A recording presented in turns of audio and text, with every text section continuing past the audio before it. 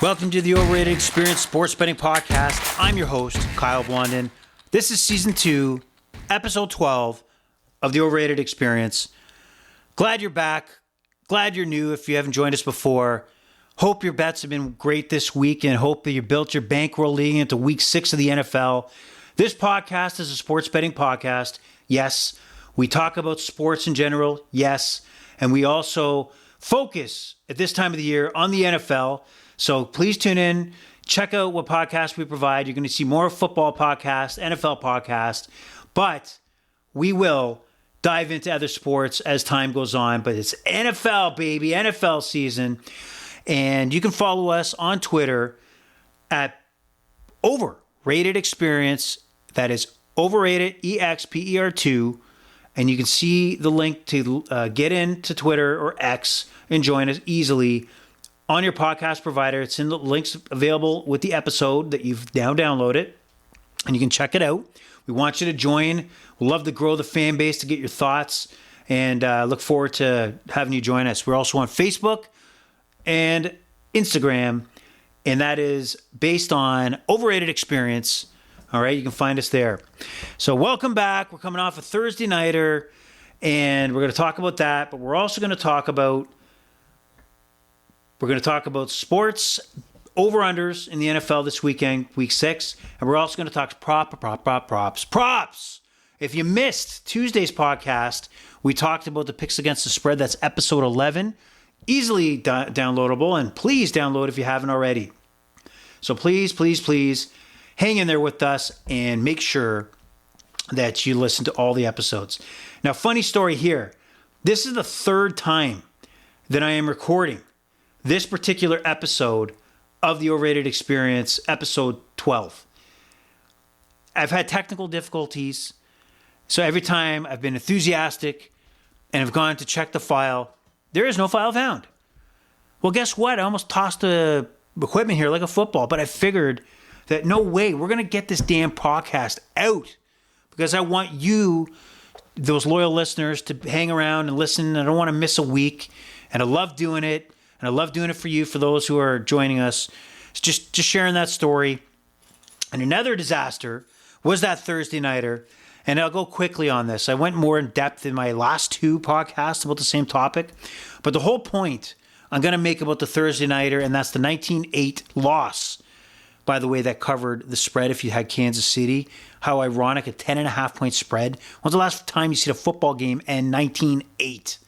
That's insane. Those odds makers out there are amazing, okay? And there is something to be said about getting early line value.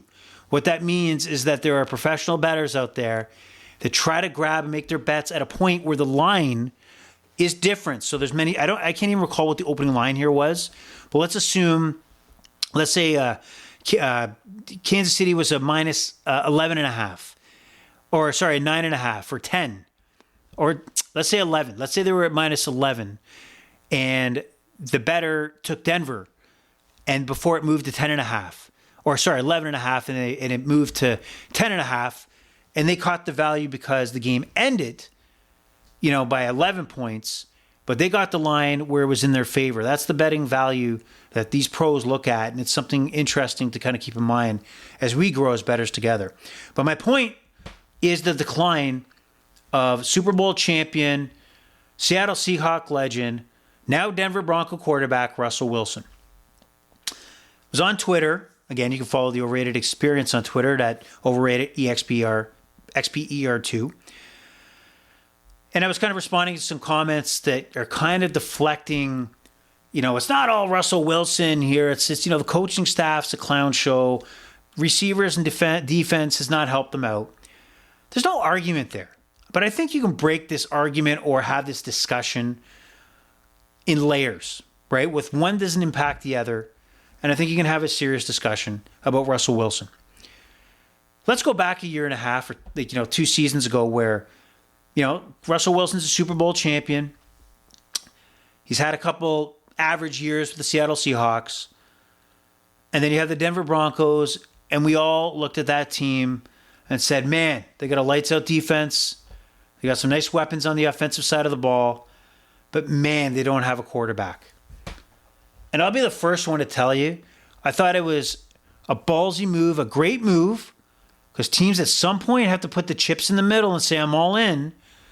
And the Denver Broncos were definitely all in by unloading multiple first-round draft picks to the Seahawks to pick up Russell Wilson.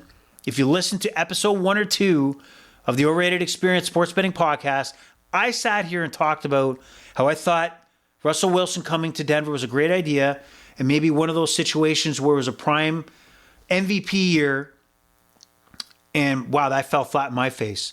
That was an early on podcasting learning lesson there. That obviously did not happen. So I'm not looking at it from a point that, oh, I told you so, I was always right. No, I'm just giving you what my eyes are telling me.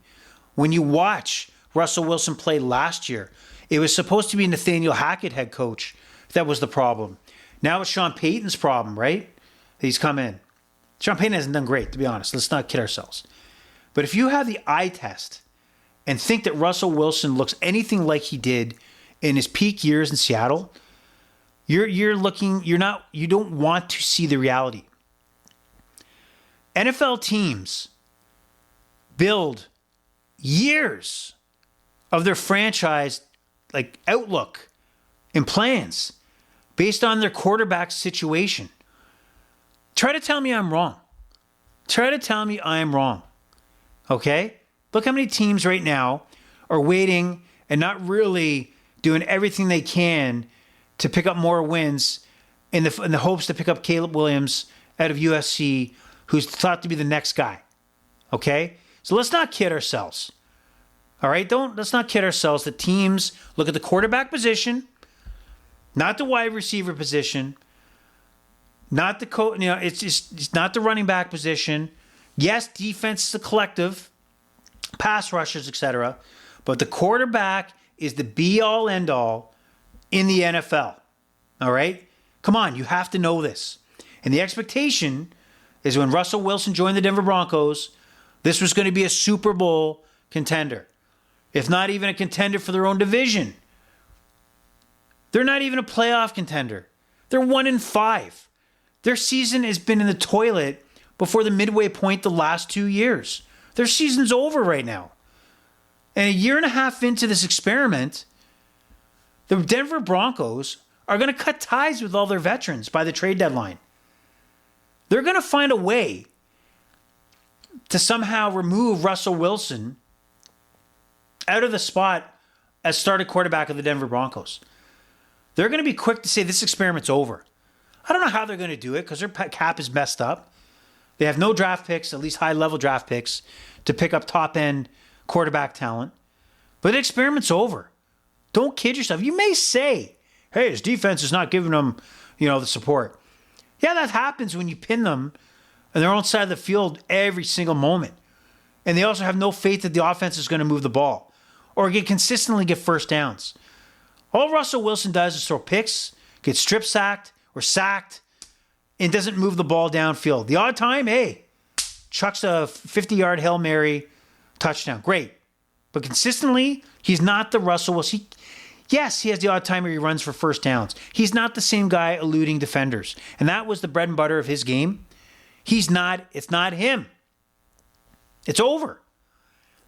And for anybody on Twitter comparing and actually looking at a 1-5 team, a team that's supposed to be a Super Bowl contender based on the investment in Russell Wilson, and telling me before last night's game that his numbers are comparable to Patrick Mahomes. What's the value of even spurting that out? Who cares?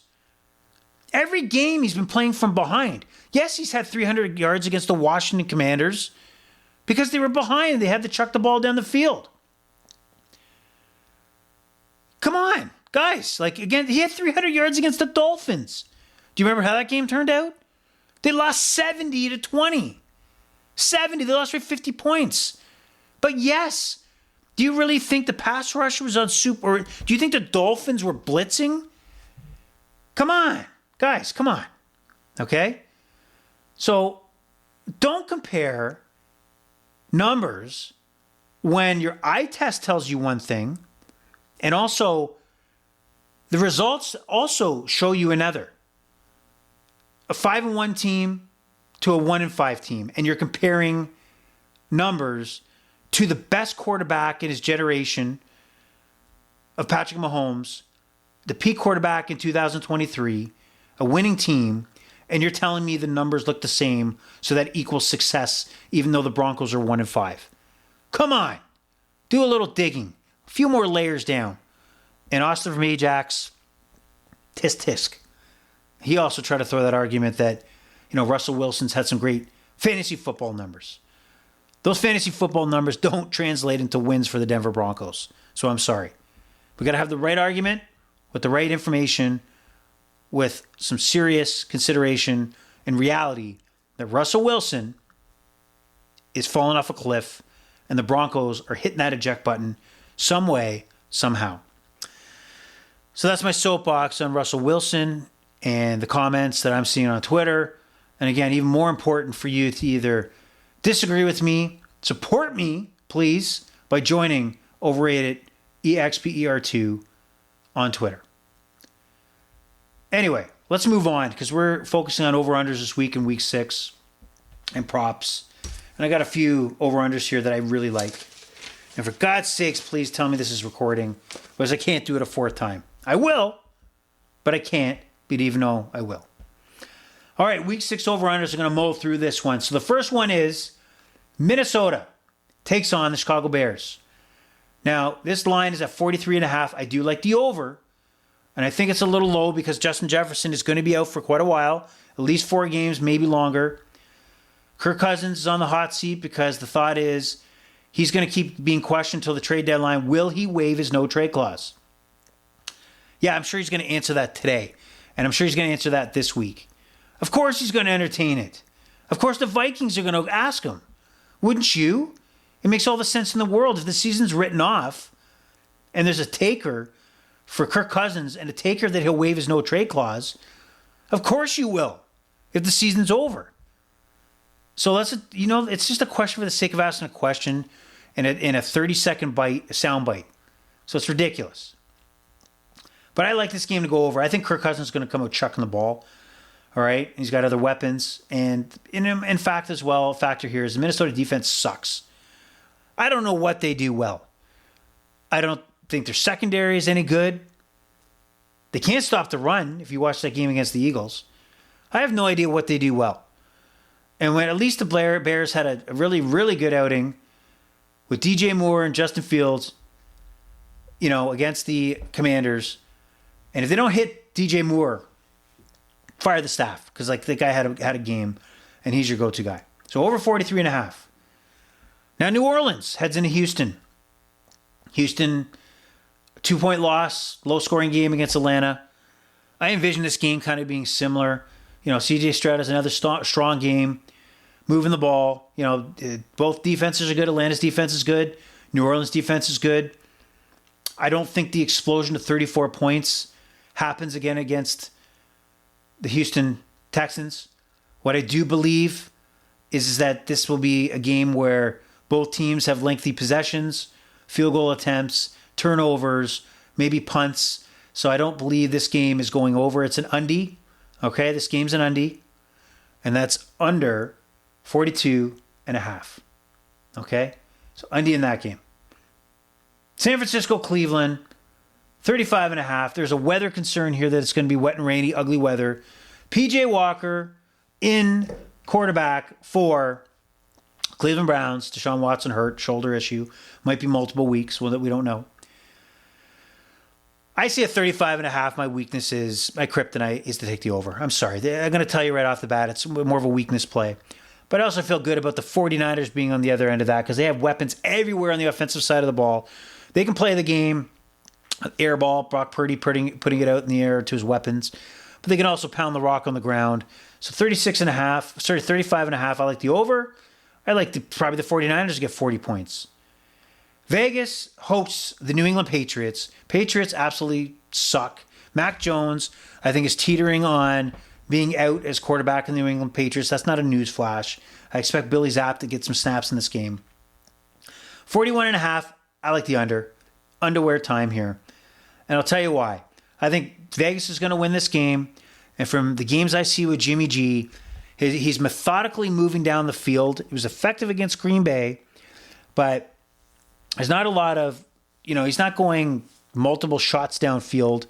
Even with a guy like Devontae Adams, he tends to, use the other receivers 5 yards here, 5 yards there, field goal attempts, punts, and eventually they punt it in. May need to probably get Josh Jacobs in the game a little more, but I don't see this game going over 41.5. Under. Tampa Bay in a host of the Detroit Lions. Lions got a few injuries. They do have Montgomery though, who's been on fire. I like the Lions on the road. I'll take a 42.5. Baker Mayfield on Tampa Bay side, and the Buccaneers coming off a bye. I like this to be kind of a wild game. Hot sun. Detroit. Dan Campbell making some, low risk, high risk decisions here. Keep the excitement going. So take it over. That is the over-unders. Just a quick recap. Minnesota, Chicago, over 43.5. New Orleans, Houston, under 42.5. San Fran, Cleveland, weather permitting. Not even permitting. I don't care if there's a blizzard. 35.5. Over New England, Las Vegas, under 41.5. And Detroit, Tampa Bay, over 42.5. All right. Prop time. So I forgot to give her totals here. I can't remember if I gave because I've done this 3 times. Don't know if I've given the stats. So over-unders were 13 and 12 through the year. So we're just over 500, 52%. Props, 28 and 25, 52.8%. An off week last week, 3 and 4. But I think we're going to get back on track here with the props. So get ready, get your pen ready. Here we go. Well, I should be ready to go because I got to get my page ready to have my props. So here we go. 7 picks. 7 notes you're going to take. I'm going to kick it off in the Carolina-Miami game. So looking at this game, this is probably going to be a one-sided ass-kicking. Carolina's going to be that one-legged man in an ass-kicking contest. They're not going to stand a chance. It's a year of development for Bryce Young. Probably the smart play, but don't consider them doing everything they can to go out for a win here. It's going to give him the reps, give him the touches, and making sure he's your franchise quarterback. So that being said, your franchise quarterback has found a favorite receiver. And that receiver is Adam Thielen. And this is why I like the over 5.5 receptions for Adam Thielen. He only had 2 receptions in game 1 of the season, but since then, Bryce Young has found him, and mix in Andy Dalton there too. That Adam Thielen, 7 receptions in game 2, game 3, 11 receptions, game 4, 7 receptions, and the latest game against the Detroit Lions, Adam Thielen had 11 catches. So you tell me 5.5. If you analytic folk out there, you guys with the calculators and the charts and the PowerPoints, everything tells me 5.5 is a low number and the right number to take. Minnesota, Chicago. I talked about this game. It's going to probably be over. All right. If Kirk Cousins is going to be chucking the ball down the field. And also mentioned that DJ Moore, the Chicago Bears would be taking a huge step back. Probably should all be fired if their focal point of the offense is not DJ Moore. And Justin Fields needs to put the ball in his vicinity. A guy who scored 3 touchdowns, probably should have 4 against the Commanders. He's had 131 yards 2 games ago, 239 against the Commanders. And his receiving yards are 58.5. I'm going to take it. Pencil me into a DJ Moore fan here. Over 58.5. Washington, Atlanta. Not a game that's a barn burner. I don't think that people are going to be asking at Caesars to put this on the big screen. But you look at the Desmond Ridder, quarterback for the Atlanta Falcons, over-under for passing yards is 204.5, coming off a 329-yard passing performance against the Houston Texans, and the Washington Commanders giving up the last 2 games 300-yard passers. I'm gonna, even though I'm not a big fan of Desmond Ridder and I don't know if he's their guy, 204.5. Man, I'm taking it. Washington has a lot of names on the defensive line. And what I mean by names is high draft picks, guys they signed to big contracts too. But are you really impressed? Are they really shutting anybody down? Are they the Ray Lewis Baltimore Ravens defense? Are they the 85 Bears? I don't think so. Desmond Ridder, over 204.5 passing yards. Seattle visits Cincinnati. I think this is kind of one of those games you will maybe go off for red zone and watch. I think this is a very interesting game. You have the Seahawks coming off a bye week, previously beating the Giants. Excuse me. And the Cincinnati Bengals finally exploding on offense, taking out the Arizona Cardinals. Joe Burrow, over 300 yards passing. Jamar Chase, is 170 plus yards, receiving. Why would you go away from that formula? You got to feed Chase. You have to. Joey Burrow, you need to feed Chase. Simple as that. Okay? Jamar Chase is your guy. He's your boy. He's going to be the difference maker. You need to be in the 300-yard range. You need to put up numbers. And it doesn't stop here. I don't think Geno Smith's going to stop either. He's got weapons on the side. He's got his Lockett and Metcalf. So that's why I like this game. Total passing over 531.5. That's the over. San Francisco, Cleveland. Christian McCaffrey's money, right? If this is a bad weather game, he's going to get involved one way or another. And I think he's going to get involved into the ground. There's no slowing down. They're giving him the rock. They're pounding him every chance they can. So I like his rushing yards over 69.5. Look for him to break out a 40-yard rush here or there and then sprinkle around some 7, 8-yard carries. No problem. Christian McCaffrey over 69.5 yards rushing. We move on to Vegas. And New England takes on the Vegas Raiders, as we talked about earlier in the over-unders. We like this game to go under. But what I do like to go over is the passing yards for Jacob Meyers. Now, if you watch closely and you watch the Green Bay game, Jimmy G kept finding Jacoby all the time. It would be check down Jacoby 5 yards here, 7 yards here. Later in the game, he started to go to Devontae Adams for bigger gains. But Jacoby Meyers seems to be the guy he's comfortable with. And the only game that Jacoby Meyers has not gone over the 58.5 total receiving yards that we're looking at for the over-under here was the second game of the season where Jimmy G didn't start. Excuse me. The only game is the last game where Jimmy G didn't start against the Chargers, and Jacoby Meyers was under that total. But the rest of the total time, he smoked that total of 55.5 yards. So he is the clutch guy. He's the hidden gem. Because everybody thinks Devontae Adams, double team. They're moving Meyers all around the field. He's your guy. He's a sneaky pick. Take him. Carolina, Miami, we already started off. We're going to end it with Carolina, Miami. Again, this is going to be an ass kicking. And here's my no-brainer. Who's my boy? Tyreek Hill. 87.5-yard passing yards. Win or lose, more than often, the value play is always going to be to bet on Tyreek. All right? He wants the ball. He wants to gain the yards. He doesn't want to be on the sideline. At the end of the year, he wants to look up at the 2023 season and see 2,000 receiving yards. He pumped out 170 receiving yards last week. Why is it going to change this week? He wants the ball. All right? So that's my plays for the props. For everybody, please play responsibly, respectfully, bet what you can bet. Have so much goddamn fun. Have the boys over. Have a few beers. Watch Red Zone. Talk about all that money you're going to win ahead of time. Talk about all the games you're going to unload on and chicken out later on. By the time you hit 3:30, you put your heads together and start talking about what's going on at 4 o'clock. And then you also get the Sunday Nighter in. I love you guys. Have a great night. This has been all your pleasure. The Overrated Experience is over and out.